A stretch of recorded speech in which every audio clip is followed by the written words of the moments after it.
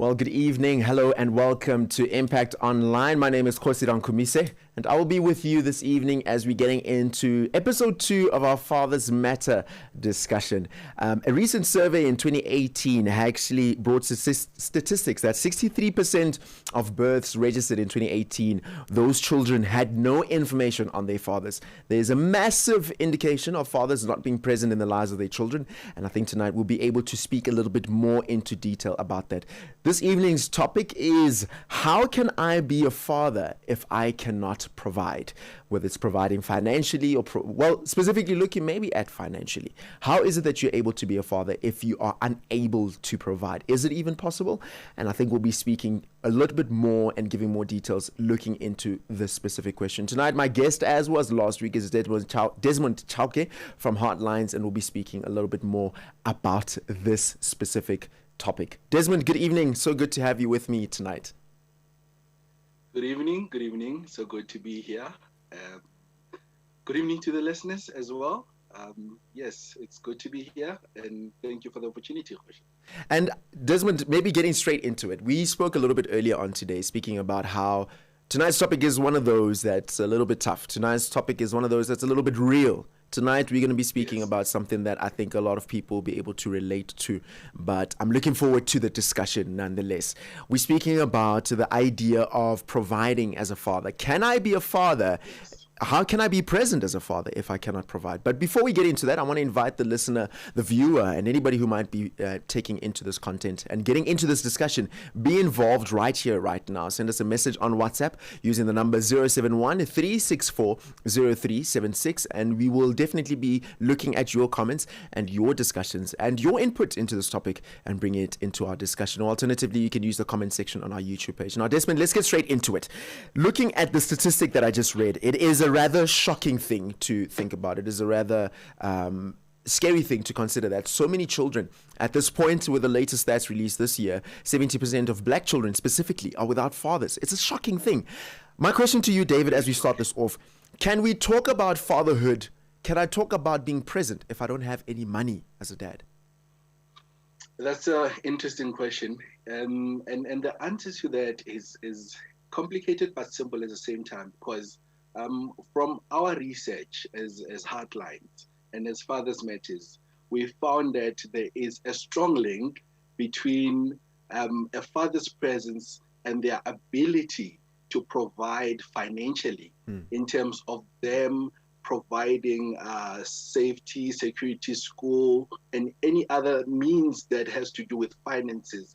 And what we also found out from the research that a father who was able to provide financially was seen as a good father, whereas a father who was not able to provide financially was not seen as a good enough father. And through the research, also, Kgosi, just to add on a little bit there, to say that most often men, when we're doing this research, mostly unemployed, felt as if they were treated like ATMs because of the overemphasis of the nature of material. For them to provide, they need to provide material goods, which make it difficult. And here's the thing, Desmond. I mean, we in a society that encourages that as a man you must be able to provide. In our faith, we're truly believing that the man is the head of the house and he's a provider. So I think it also perpetuates towards this concept that you're also sharing about. Yes, definitely. So it's a perception that has been created, and due to that perception, you find that even men themselves feel as if they are not providing beyond them putting food on the table or caring, it means, there are alternative means of caring for your kids, that, your child. We're talking about giving your time and all that, making them feel safe. But because of the perceived nature of men, being a man or being a dad, that if you do not provide financially, then you do not have in our language, you call it seriti, but in English, we call it, you're not masculine enough. So you Yeah. do not have that masculinity that provides you with an opportunity to engage as a father, which is a scary thing to look at, because Mm. um, being a father means more than just providing. It means children benefit a lot from you, not just providing financially. So it's a scary stats that you just read, and my heart just breaks when I read such stats, because Yeah. it all boils down to the perception that we're talking about. And you know, Desmond, you've said something earlier on. You said that them not being able to provide, and the concept that it brings, and just the weight that it brings for society. You've said something very specific. You said it makes them feeling like an ATM. It leaves the feeling of feeling like an ATM where there's a taking and taking and taking. Yes. But now Yes. let's bring this concept, this discussion, this conversation into today, the 29th of June. We're on stage four. It's level four of the For coronavirus stage four. third wave, and Yes. we are experiencing quite a number of people that are losing their jobs because of just the situation that they find themselves in. In this current economic time that we find ourselves in, how do you think? What does this mean for fathers who want to be involved, but they don't have the means? They don't have a job to be involved in, but they want to be present in their child's life because of the situations they might be finding themselves in, because of the economic situation that may be happening in the country. Yes, we sympathize, and we are saying to the men that who are in this situation, losing their job and not being able to provide. We are sympathizing with them, and we just hope that something comes up so that they can be back to their original state of being a man, a perceived man in terms of our research. But on an individual level, fathers who were unable to provide, of course, felt that they were ashamed, they felt worthless, they felt that even the community did not give them the respect that they wanted because of the shame or inability to provide financially. And the failure and shame men feel when they cannot support, or them not being able to um, support their kids, makes them avoid being involved in their kids' life. Imagine such it's devastating to read about. But also, I just heard Mampela Rampela the other day, who is saying to the nation, especially men. Through our research, that desertion by fathers is often prompted by the inability to bear the burden of being a primary provider. So that to me says there's a whole lot of burden men carry when they feel they cannot be able to provide financially for their families, for their kids, and it becomes worse, especially for those who are unskilled, who are looking for jobs currently, which are not there. And let me maybe ask this. You've highlighted something very serious, specifically in that quote of Mampele Rampele that you've mentioned about fathers. The reality is we see a big emphasis on fathers having to provide in some sort of means financially, or being able to provide for their family in a financial way. Are there other ways, or do you think there's a need for fathers to provide outside of financial means in other ways apart from this? Yes, definitely. We also, in our research, we found out that, Kgosi, men out there, the children especially out there, are saying to their fathers that we see that you are unemployed currently, but we are not looking at your situation with shame the way you're looking at it.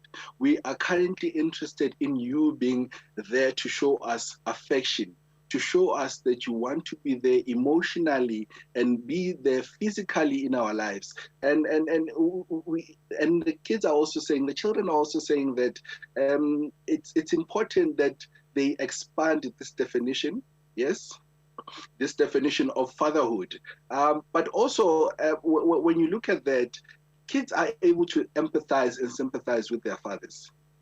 You know, they are less concerned about receiving possessions from their dads, and they're also less concerned about being recipients of this things that our fathers are able to provide in terms of financially, but they're appreciating only that their fathers are there to be there for them. And that's the message we are trying to spread today, to say that fathers, we understand the situation is bad, but your children are crying as well, to say, we are seeing our dads and they are depressed, but we want them to be there physically. We want them to show affection even in the situation. It's affecting everybody. We want them to just be active, basically, is what you say. We want them to be present in the moment, in the family, I think you said it last week, you were saying, about the soccer games, being there as they're going into, puberty, as they're going through all these different stages, that the father is basically just present in those moments.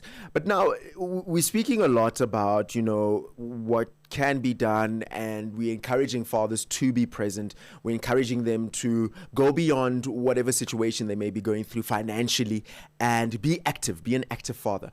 What are some of the practical tips you can give to a father who might be listening right now, in terms of what they can do to take what we're speaking about and bring it into application? But before you answer that, I want to invite the listener or the viewer, whoever might be taking part of this conversation, to make sure that you subscribe to our channel. Make sure you subscribe to our YouTube channel. Click that subscription button, click the notification bell. Make sure you don't miss out the next time we have this conversation and many other conversations, because Impact Online will be bringing you content that is real, relevant, and engaging, and more especially looking forward to hearing from your communication. Be sure to also join this conversation, sending us a WhatsApp on 071 364 0376, and we will be definitely taking into consideration that which you want to say, or messages that are coming in on the chat section. Desmond, over to you. What are some of the practical tips that we can give to fathers that may be finding themselves in this?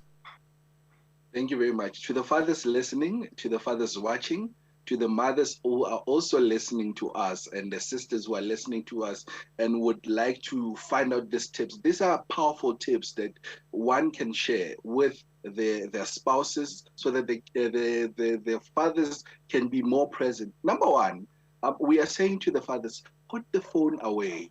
Make time to be fully present in your child's life. So we're just saying, in short, be present, but spend time with your kids. And this may sound a little bit complicated, but how do you tell a kid that you love him? And for our research, we found that time equals love for children. And that's the simplest way to put it. If your kid sees you always being busy, and as a father, we are guilty that we want to be seen as a busy person, as a provider, but forgetting that neglecting, no matter the small things for your children, counts more than the bigger things, that you're bringing the food at home. Be present. That's number one. Because, Kgosi, we know that kids grow up faster these days. And you miss the opportunity to be there, to see the moment where they start walking, talking, and all these other things. But also talk to your children about what excites them. If they're at the age where they're able to express themselves, listen to them. And all too often, we find that fathers speak to children in a way where it's always scolding. You are in trouble. But we're saying to fathers, speak to your child in such a way that they understand that the father is there to help us. But also remember that children instinctively have these values in them, and they know when you speak to them with respect, they will respond in a way that is respectful to them. But also, before you come in, the last point that I want to make with this one, not the last one, but the point that is important, is to read to them. In this world of television, smartphones, we have moved away from reading to our children, and by reading, you practice what your children practice listening to you. And reading to your children very young, when they become older, it encourages them to also read for themselves. And I think this is instilling the love of reading at an early age. And we understand the literacy levels in our country have gone down the drain. But with these skills, you're able to help your child, and you're also able to form that bond that is needed. You've mentioned the reading thing. What I wanted to actually add is, you were talking about how children are more likely to remember that dad is the scolding one and dad is always shouting when I do wrong. But it's important that you tell them that you love them because, I was listening to a conversation the other day where they were saying the way that you prioritize your life is a message towards those around you. So if you're spending more time at work and you're spending more time being busy, as what you've said, that there's an idea or then there's expectation that the busier you are, the more you're providing as a father. But actually it communicates otherwise, that work is more important than this relationship here. But what I wanted to highlight, especially in the scolding thing, is the love tank that gets filled prior to the scolding is what carries through in the scolding, is what reminds the child that, what, dad or whatever is going on right now, dad is doing this not only because I did wrong, but because they love me. And being able to say that to the child is something that is very important. And ultimately, like you've mentioned, reading is one of those things that the bond that forms out of that relationship is something that I don't think we can find out of just buying something. The bond that forms from sitting together and actually going through something together and learning together is a very important thing. And thank you for sharing on that one, Desmond. But I want to quickly hear from you. Is there any advice that you can give to fathers who could be struggling with those feelings of shame? Because the reality is, we highlighted a couple of weeks ago speaking about some fathers are unable to be present in their child's life because of cultural things.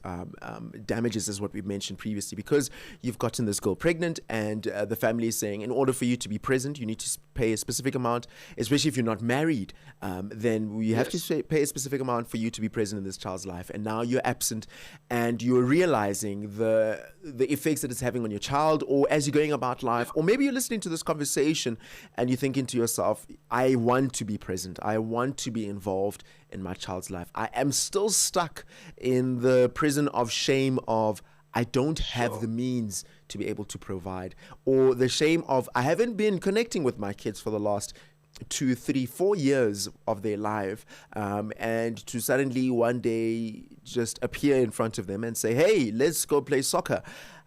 How do I navigate through this process of shame and feeling like I failed as a father, but I want to do better? Number one, be open and honest in your conversation, especially with your family. What I mean by that, especially when we're talking about the possession financially, I think one of the problems that we tend to see is that we don't think our financial position affects everyone in the family, and we tend to bottle it up and we try to be man about it and say we're going to solve it on our own. But when you have an honest conversation with your family, you then realize that your family is also able to then give you ideas, because they also have their own concerns to say, but dad, you're saying now you're not working. How do we then work around it? Is there a plan that we can work together to make sure that any expenses in the house are then taken care of with the money that we have? Because the whole family is on the same team eventually. I mean, the whole family is moving in the same direction. It's rooting for you. The family is rooting for you to make it. But because we do not realize that, we tend not to let them express their concern, because it feels like it's an attack to you. But also, it's to say to you that after expressing all this, have an honest conversation. Look at your financial situation, your budget. In that situation, to say, family, how do we then structure our budget in such a way that we do not, one, waste money, which is a topic that is going to be handled. We're going to be having a financial topic, about that very soon. But it's to speak honestly. I think that's the first thing that you need to do. Be open to your family so that they can be able to understand your financial situation. But also, on the other side, it's not easy to keep hope alive in such situation, but we are pleading to fathers out there to say, in the moment, yes, sir. Sorry. I want to just jump in over there, Desmond, before you carry on with keeping hope alive. You've said something that's very true in terms of being honest and having that conversation with your family, sitting around the table, speaking about the situation that may be unfolding in terms of finances. You know what you've made me realize and made me think that the reality is your kids are seeing you being vulnerable in front of them, which carries a stronger message than just saying, if you've got a problem, come and speak to mom or dad. But dad is downright, modeling this concept of, hey, this is where I am. I don't have it all together, but we're all in this together. You are my family, and I want to do better with you as my child, to you as my wife or my partner, and being open and honest with you on that. I got a message that came in from Karen on the YouTube comment section saying, yes, I agree. Yes. There are many different ways a father needs to be given, that a father needs to give beyond finances. And I think that is something that's very true in terms of being able to give your time and your honesty and exposing your family, your children to yourself. So, sorry, yes, you can carry on in terms of keeping hope alive in the family unit. Keeping hope alive. I think also what you're touching on is the being vulnerable to your family. I think as men, we need to then learn the art of being vulnerable. Being vulnerable doesn't mean you are weak. It means that in that situation, you are allowing them in your space to say, this is my struggle. I want your support. Because at the end of the day, you are expected to be the strong one. But when they see, your kids see your vulnerability, then they see a different sense of masculinity. It's not always about having to be strong, but sometimes you need to be. And you mentioned something important to say, you are modeling something. So you're also a role model to say to your kids that if you are scared, if you are in a situation, be honest, be open, talk to me. I'm not this monster that everyone sees. And I guess that's one of the lessons that we're trying to bring with this conversation, to drive home the point of saying that be honest about your situation, be honest about your struggles. Do not find yourself in a situation where you have to avoid your family altogether because of the situation that you are in. You're not in it alone. Exactly. So I think that's the most important message that I'm bringing forth to the table, to say as Heartlines, we want men to keep hope alive, but be vulnerable in you keeping your hope alive. And losing a job is a massive setback, but it's also an opportunity to reset your life, to say, but what is my purpose in life? What is my purpose for my family? Job security. How do I then work out, look at my situation, work out how I can move from where I am to where I need to be for my family, for my kids, for my life to be better. So keep your hope alive. But lastly, we're talking about these issues, and we're saying, where do men also find support? Men find support in churches. If you're in a church, do go to your pastor, do go to your men's fellowship, your father's fellowship, and be totally honest about them, about your situation. We know their family, there are resources like NGOs that say when you are unemployed, we can also assist you with food parcels, and be vulnerable in the situation. Do not bottle it up inside. One of the things that we did not even mention in this situation is that there's a high percentage of men who are committing suicide currently. And this all stems down from the fact that they bottle everything inside. It's not a moment to bottle things in. It's a moment to express yourself, express your concern, let people help you out there. You are not a superhero. Superheroes are for movies. We are living in reality, and we're saying to men out there, it's an opportunity for you to reach out to also to us as Heartlines, to say, this is my challenges. We have the resources to assist you and to point you in the right direction. And I think that's the most important message and the takeaway from our talk today, to say to men, you are struggling, we understand. How do we help you to help yourself in this situation? You've said something so important, Desmond, saying, you are struggling, we know. And there is a place for you to be able to find help, whether you are speaking to a local NGO, a local church. Become a part of something that will help you to to get out of the situation you find yourself in. And I think what you've said is very, very, very true. And one of the things that's highlighted to me, especially in this discussion, is that being a present father goes beyond what you provide financially. Your emotional support and your emotional presence actually sometimes carries much more significance than that which you do right, or whatever it is that you can bring on the table. And you being present is definitely something that is very important. Desmond, before you part ways, any parting words from you on this topic? You definitely took the words out of my mouth, to say that it's not only about finances, it's about your time. What you see that your child is growing up in that situation, are you able to then help them to grow up and be the person, or the person that we all expect them to be, which is a person of values, who carries themselves with stature, and a role model to others. And that can only happen if we as fathers step up emotionally to be there, physically, and then any other way where we can assist our kids. We're saying fathers matter, but they matter because they have a role to play in the society.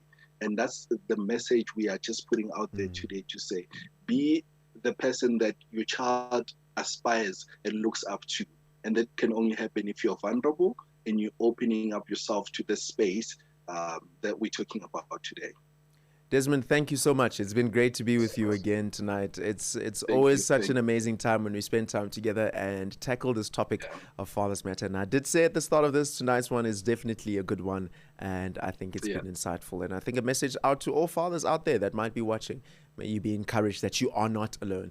Be sure to contact Heartlines on various platforms. You can go to the website, which is www.heartlines.org.za, or alternatively, you can search for them on Twitter or on Facebook, which is at HeartlinesZA. Or you can also send them a message on WhatsApp. Send the word hi using the number 060-058-2107. I'll repeat the number again, 060-058-2107. It's been great to be with you today, and I'm looking forward to the third part of this discussion as we continue on to the topic of Father's Matter, because the reality is our society needs it. The reality is families are better, families are stronger, community is in a much better place if we've got fathers that are present in all of our lives. Remember, if you're watching on YouTube, click that subscribe button, click the notification bell, make sure you don't miss out the next time we do go live. And we will be meeting again next week, Tuesday, 6 o'clock all the way till 6:30. From me, Kgosi Rankhumise, it's goodbye and God bless. Thank you very much.